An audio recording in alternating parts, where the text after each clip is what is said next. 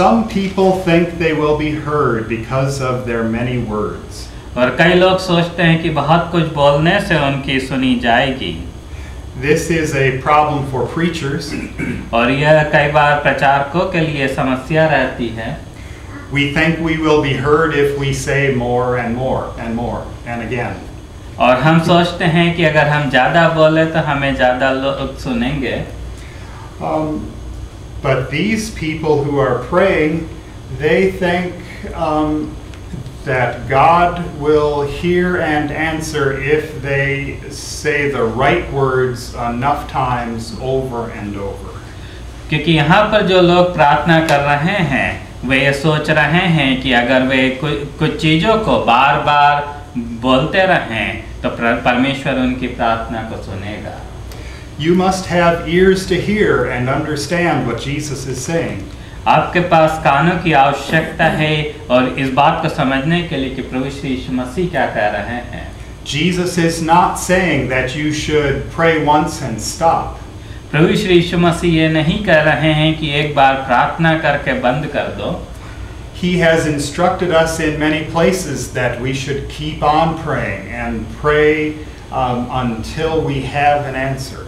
प्रभु श्री यीशु मसीह ने कई बार कहा है कि हमें प्रार्थना करते रहने की आवश्यकता है जब तक कि हमें जवाब नहीं मिल जाता।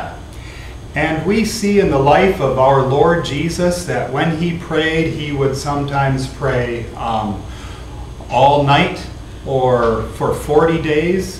Jesus prayed long prayers. अब हम देखते हैं कि प्रभु श्री यीशु मसीह कई बार पूरी रात भर प्रार्थना किया करते थे और यहाँ तक कि उन्होंने 40 दिन तक भी लगातार प्रार्थना की है। The problem is not that your prayer is long. The problem is again in the person's heart who is babbling. और समस्या यह नहीं है कि लंबी प्रार्थनाएं की जा रही हैं। समस्या यह है कि उस व्यक्ति के हृदय में क्या है जो प्रार्थना कर रहा है। They think because of their many words they will be heard. वे सोचते हैं कि उनके बहुत बोलने से उनकी सुनी जाएगी। With their heart they don't understand their Father in heaven. और वे अपने हृदय से परमेश्वर को जो उनका पिता है वो समझ नहीं पा रहे हैं। If they knew who God was, they would be able to speak to him in the right way. अगर वे ये जान सकते कि परमेश्वर कौन है तो वे सही रीति से प्रार्थना कर सकते हैं। Jesus says, "Do not be like them." प्रभु श्री यीशु मसीह कहते हैं कि उनकी तरह ना बनो। And the reason is your Father knows what you need before you ask. और उसका कारण यह है कि तुम्हारा पिता पहले से ही जानता है तुम्हारे मांगने से भी पहले। And so then Jesus begins to instruct us in how we should pray. और उसके बाद प्रभु श्री यीशु मसीह इस बात को बताते हैं कि हमें किस रीति से प्रार्थना करनी चाहिए। And so we come to this short prayer.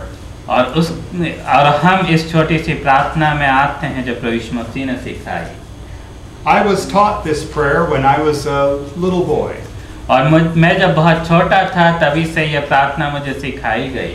Christians have been praying this prayer for 2000 years. और प्रभु यीशु मसीह के अनुयायी इस प्रार्थना को 2000 साल से प्रार्थना करते आ रहे हैं। It's very short enough that a child can learn.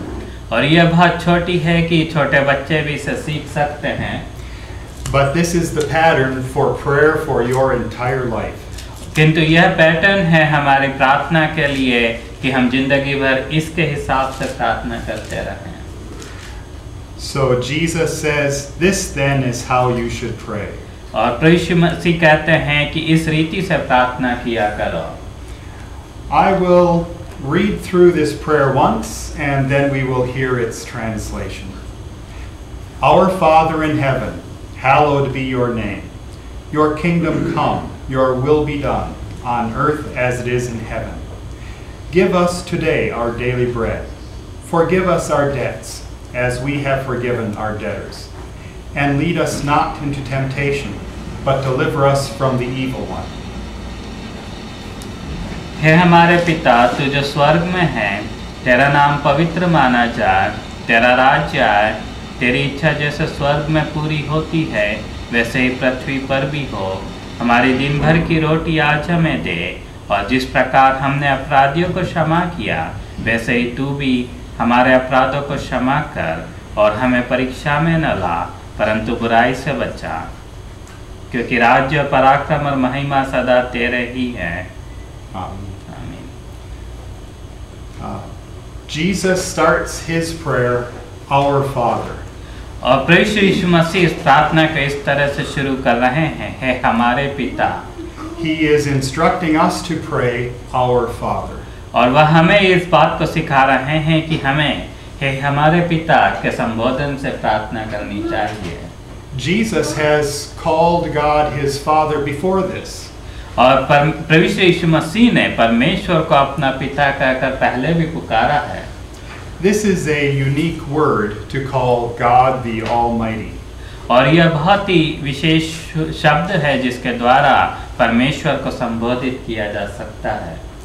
When we worship, we come before the Almighty God who created the heavens and the earth and is judge of all men.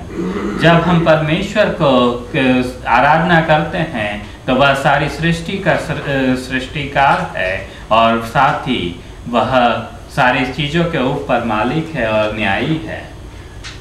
We recognize God as the judge, and we recognize ourselves as sinners when we come before him.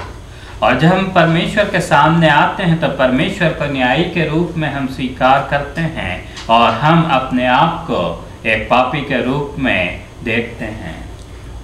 But Jesus has no such fear when he comes to his Father in heaven. किंतु प्रभु यीशु मसीह जब पिता के सामने, परमेश्वर के सामने आते हैं तो उन्हें ऐसा कोई भय नहीं है।